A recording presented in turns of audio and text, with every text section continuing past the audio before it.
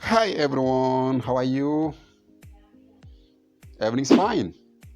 Mr. GB, your English facilitator. First of all, I invite you to subscribe on our YouTube channel in order to support this great initiative. Salam alaikum.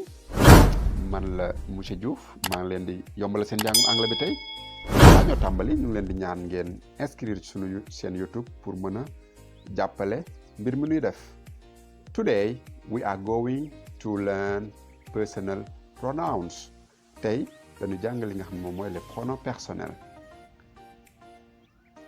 Personal pronouns are used in order to identify people, things or stuffs. Donc bu ko defee pronom personnel dañ koy jëfandikoo pour mën a identifier maanaam ràññee nit wala ab mala wala ab mbir moo xam ne amut bakkan buntu wala pot wala lu demee noonu. In English we have 8 personal pronouns. Donc bu ko defee ci anglais am nañu juróom-ñetti pronom personnel. Let's list the personal pronouns. Bu ko defee dañuy lim li nga xam ne mooy les pronoms personnels. Bi ci njëkk moom mooy I, man. Bi ci topp mooy you, yow. He, moom bu dee jigéen la bu dee góor la. She, moom bu dee jigéen la. It, mën nañ ko méngaleeg malay wala mbir moo xam ne amut bakkan. We, moom mooy ñun. You, moom mooy ñoom. Pluriel la quoi. They moom mooy ñun maanaam ñu bari.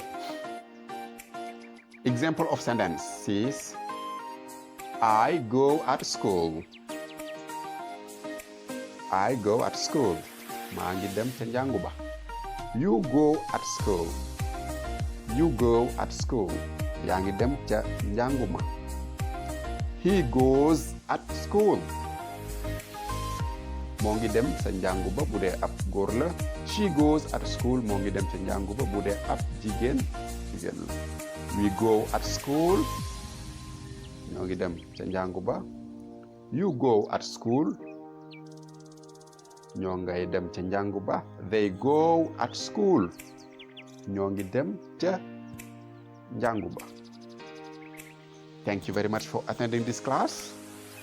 Give you rendezvous next time for our next classes. Goodbye. Donc bu ko defee ñu leen di jaajëfal di leen jox dig daje ba beneen jàng.